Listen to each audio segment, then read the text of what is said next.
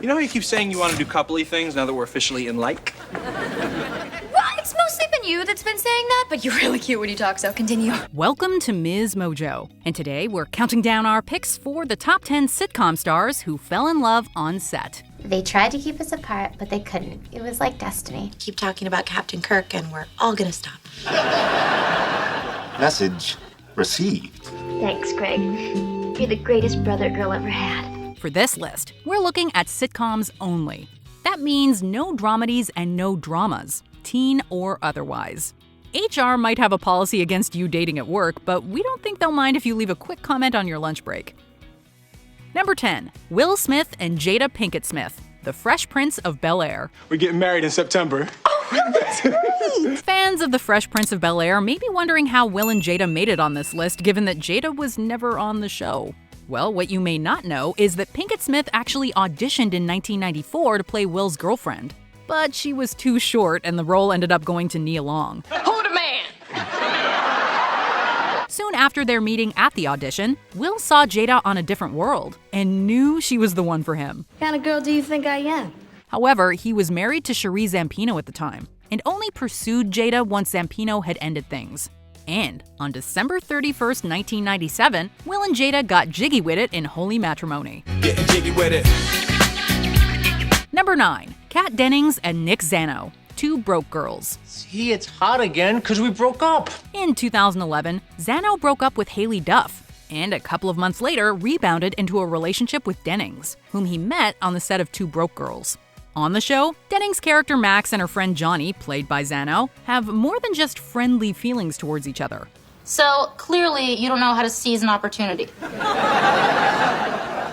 Yes, I do. And obviously, it wasn't difficult to find the motivation for their performances, as the crush was something both of them felt offset as well.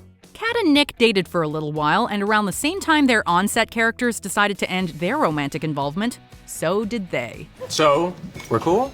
Yeah, we're cool. Number 8, Ryan McCartan and Dove Cameron, Liv and Maddie. Hey! Hey, You know how you keep saying you want to do coupley things now that we're officially in like? Well, it's mostly been you that's been saying that, but you're really cute when you talk, so continue. Dove and Ryan started dating very early on in the run of their show, Liv and Maddie. In 2014, they even formed a band together, The Girl and the Dreamcatcher. After dating for 3 years, they got engaged in 2016. However, it was only 6 months after she said yes that the couple was announcing their decision to go their separate ways.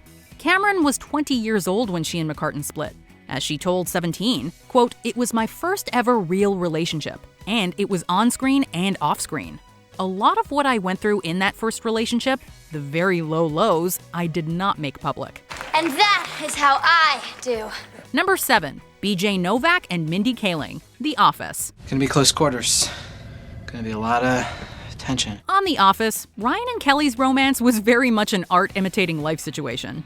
According to Novak, much of Kelly and Ryan's relationship was most likely based on, quote, "an observation from the writer's room that Mindy and I were extremely close and constantly fighting." But that door is closed.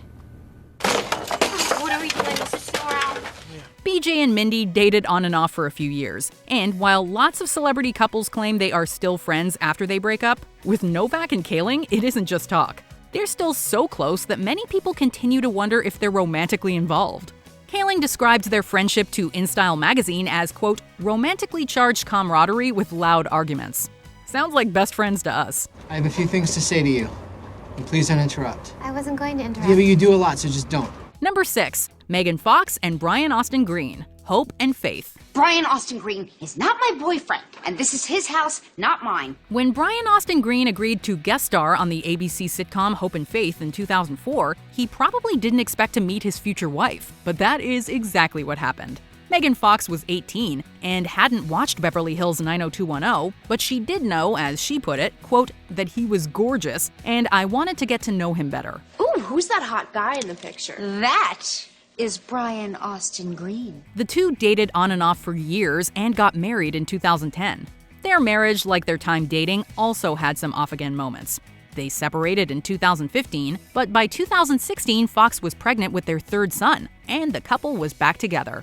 However, in May of 2020, Green confirmed that they had split again. We assume it's for good this time, but you never know. Well, not everything. Absolutely everything. Number 5. Rob McElhenney and Kaitlin Olson. It's Always Sunny in Philadelphia. Why did you do that? Oh, well, she came at me and that was sort of my instinct. That was amazing. Ever dated someone at work and kept it secret from your coworkers? Well, how about dating someone at work and keeping it secret for 2 years while also being roommates with one of those coworkers? That's Rob and Kaitlin's story. The couple fell in love on the It's Always Sunny in Philadelphia set and were together for a couple of years before the rest of the cast knew about it. Even Rob's roommate, fellow cast member Glenn Howerton, didn't know it was happening. But we are going to do a will they or won't they thing between you and Mac. Dee and I don't want to be together. No. It wasn't long after letting everyone in on their romantic involvement that Rob and Kaitlin decided to tie the knot in 2008. They are still together today and have 2 kids. Oh yeah, you sweating? You sweating a little bit, Ronald? No, Yeah? it's just the climate is... Number 4. Barry Williams and Maureen McCormick. The Brady Bunch. This is my room, and I'm not budging.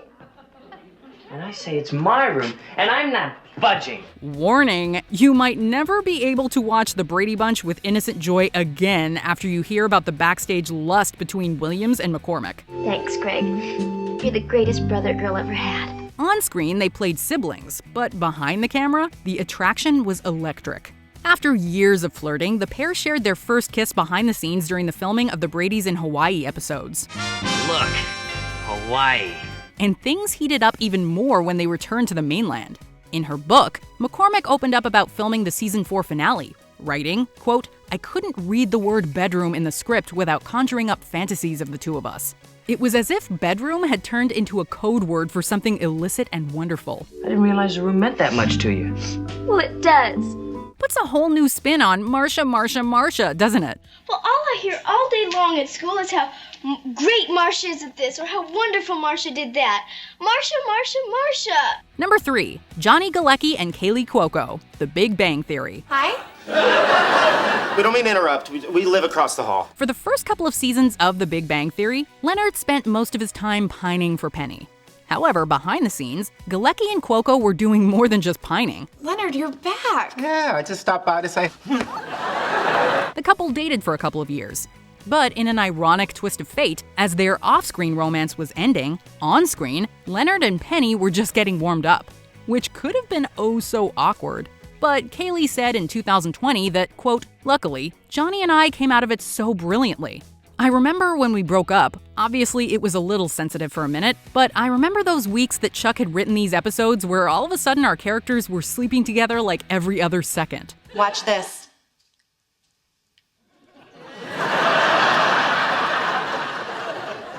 Molecules. Number 2. Matthew Perry and Julia Roberts. Friends. Is your name Chandler? Yes it is. Chandler Bing.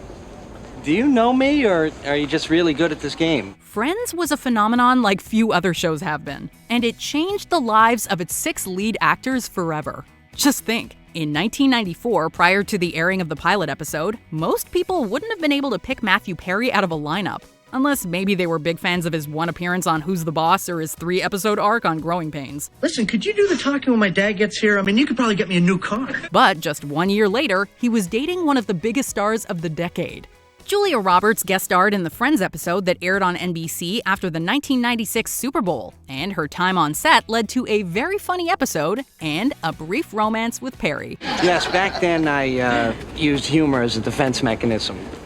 Thank God I don't do that anymore. Before we continue, be sure to subscribe to our channel and ring the bell to get notified about our latest videos. You have the option to be notified for occasional videos or all of them. If you're on your phone, make sure you go into your settings and switch on notifications.